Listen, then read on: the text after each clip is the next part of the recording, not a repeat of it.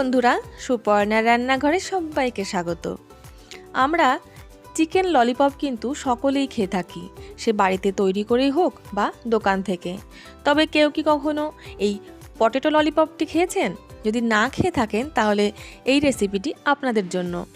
সম্পূর্ণ নিরামিষ, কিন্তু খেতে কিন্তু সত্যি অসাধারণ। যে কোনো স্পেশাল ডে হোক বা স্ন্যাক্স হিসেবে পটেটো ললিপপটি বানাতেই পারেন। চলুন তাহলে দেখে নেওয়া যাক আমার আজকের এই রেসিপিটি। আজকের এই রেসিপির প্রধান উপকরণই কিন্তু আলু। আমি এখানে প্রথমেই বড় সাইজের দুটো আলু সেদ্ধ করে নিয়েছি। এবার এই আলুটাকে গ্রেট করে নেব। তবে আপনারা ভাবতেই পারেন গ্রেট করে কেন, হাত দিয়েও তো মাখা যায় সিদ্ধ আলু। এই রেসিপিটি বানাতে হলে আলুটা কিন্তু একদম পুরোপুরি সেদ্ধ করলে হবে না। যদি পুরোপুরি সেদ্ধ করা হয় তাহলে কিন্তু আলুটা একটু বালি বালি বা ঝুরঝুরে কিন্তু হয়ে যায়, তখন কিন্তু বাইন্ডিংটা খুব ভালো হয় না। আর যদি আলুটা ভেতরটা একটু শক্ত থাকবে এমনভাবে যদি সেদ্ধ করা হয় তাহলে কিন্তু গ্রেট করে নেওয়ার পরে আলুটা বা মেখে নেওয়ার পরে আলুটা একটু চটচটে আর একটু আঠালো কিন্তু হবে, তাতে কিন্তু বাইন্ডিংটা খুব ভালো হবে। তার জন্য কিন্তু খেয়াল রাখতে হবে আলুটা একদম সেদ্ধ করলে কিন্তু হবে না। আলু দুটো খুব ভালো করে কিন্তু গ্রেট করে নিয়েছি। এবার এই আলুর মধ্যে কিছু জিনিস অ্যাড করব। তার জন্য প্রথমেই দিয়ে দিচ্ছি স্বাদ অনুযায়ী লবণ। এই রেসিপিতে খুব একটা কিন্তু মশলার একদমই প্রয়োজন হয় না। চিকেন ললিপপ বানাতে গেলে কিন্তু তাতে প্রচুর মশলার পরিমাণ থাকে, বা মশলা না দিলে কিন্তু চিকেনটা খেতে ভালো লাগে না। তবে এই রান্নায় বা এই রেসিপিতে মশলা কিন্তু ভীষণই কম নেই বললেই চলে।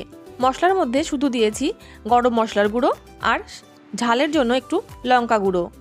হাফ চামচ মতন দিয়ে দিচ্ছি গরম মশলার গুঁড়ো আর হাফ চামচ মতন দিয়ে দেব শুকনো লঙ্কার গুঁড়ো।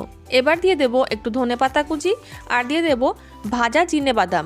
চিনেবাদামগুলোকে ভাজার পরে কিন্তু খোসাটাকে ছাড়িয়ে আমি একটু এরকম করে ভেঙে নিয়েছি, সেই বাদামটাও দিয়ে দেব।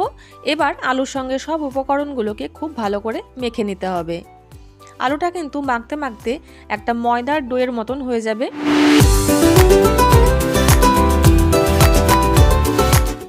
আলুটাকে কিন্তু খুব ভালো করে সব কিছু দিয়ে মেখে নিয়েছি। এবারে আলুটা থালার সাইডে একটু সরিয়ে নেব। আর আমি এখানে কিছু আলু কিন্তু কেটে নিয়েছি। বড় একটা আলু এইরকম কিন্তু সরু সরু লম্বা লম্বা করে কেটে নিয়েছি। এবার আমি দু হাতের মধ্যে সামান্য একটু তেল লাগিয়ে নেব, যাতে আলুটা হাতের মধ্যে একদম আটকে না যায়। এবার এখান থেকে অল্প অল্প করে আলু নিয়ে প্রথমে একটা বলের মতন শেপ দিয়ে নেব। এরকম একটা যখন বলের মতন বানিয়ে নেব তখন এই লম্বালম্বি করে কেটে রাখা আলু একটা নিয়ে এরকম করে কিন্তু সেদ্ধ আলুর বলের মধ্যে দিয়ে এভাবে কিন্তু আটকে নেব। এই একইভাবে কিন্তু আমি সব ললিপপগুলোকে বানিয়ে নেব। সব ললিপপগুলো কিন্তু বানিয়ে নেওয়া হয়ে গেছে। এবার এইগুলোকে ভেজে নেওয়ার জন্য একটা ছোট্ট বাটির মধ্যে দিয়ে দেব 2 থেকে 3 চামচ পরিমাণে কর্নফ্লাওয়ার। আমি যেহেতু পুরোপুরি নিরামিষ বানাচ্ছি তার জন্য কিন্তু এখানে ডিমের ব্যবহার করছি না। তবে আপনারা যদি পেঁয়াজ বা রসুন দিয়ে এই ললিপপটা বানাতে চান তাহলে কিন্তু এই কর্নফ্লাওয়ারের বদলে অবশ্যই ডিমের ব্যবহার করতে পারেন। এবার এই কর্নফ্লাওয়ারের মধ্যে অল্প অল্প করে জল দিয়ে একটা পাতলা ব্যাটার বানিয়ে নিতে হবে। একদম কিন্তু পাতলা করলে হবে না, যাতে আলুর গায়ে একটু লাগবে তেমন করেই কিন্তু বানাবো। ব্যাটার কিন্তু বানিয়ে নেওয়া হয়ে গেছে। আর নিয়েছি বিস্কুটের গুঁড়ো। আপনাদের ঘরে থাকা যে কোনো বিস্কুট গুঁড়ো করে কিন্তু ব্যবহার করতে পারেন। এবার একটা করে ললিপপ নিয়ে এইভাবে কর্নফ্লাওয়ারের ব্যাটারের মধ্যে প্রথমে ভালো করে লাগিয়ে নিতে হবে। কোথাও কিন্তু ফাঁকা থাকলে বিস্কুটের গুঁড়োটা লাগবে না, তার জন্য পুরো গায়ে খুব ভালো করে লাগিয়ে নিয়ে তারপরে বিস্কুটের গুঁড়ো দিয়ে খুব ভালো করে কোট করে নিতে হবে। আমি এক হাত দিয়ে কর্নফ্লাওয়ারের মধ্যে কিন্তু আলুগুলো ডুবিয়ে নিয়েছি, তার জন্য অন্য হাত দিয়ে কাজটা করছি। যদি একই হাত দিয়ে এই কাজটা করতে যাই তাহলে কিন্তু বিস্কুটের গুঁড়োগুলো কর্নফ্লাওয়ারের ব্যাটারটা পড়ে ভিজে যাবে। এই একই রকমভাবে প্রত্যেকটা ললিপপ কিন্তু বিস্কুটের গুঁড়োর মধ্যে কোট করে নেব। সবগুলো কিন্তু বানিয়ে নেওয়া হয়ে গেছে। এবার এগুলো ভেজে নেব। তার জন্য কিন্তু তেলটা আমি গরম করে নিয়েছি। এবারে তেলের মধ্যে একে একে আমি ললিপপগুলো ছেড়ে দেব। তবে একবারে কিন্তু সবগুলো দিলে ভেঙে যাবে। আমি 3 থেকে 4টে মতন প্রথমবারে দিচ্ছি। হাই ফ্লেমে 2 থেকে 3 মিনিট মতন কিন্তু সময় লাগবে। লো ফ্লেম বা মিডিয়াম ফ্লেমে ভাজার দরকার নেই। আলুগুলো পুরোপুরি সেদ্ধ আছে, তার জন্য কিন্তু হাই ফ্লেমেই চারিদিক থেকে লাল হয়ে আসা পর্যন্ত ভেজে তুলে নেব। প্রথমবারে ললিপপগুলো কিন্তু ভাজা হয়ে গেছে।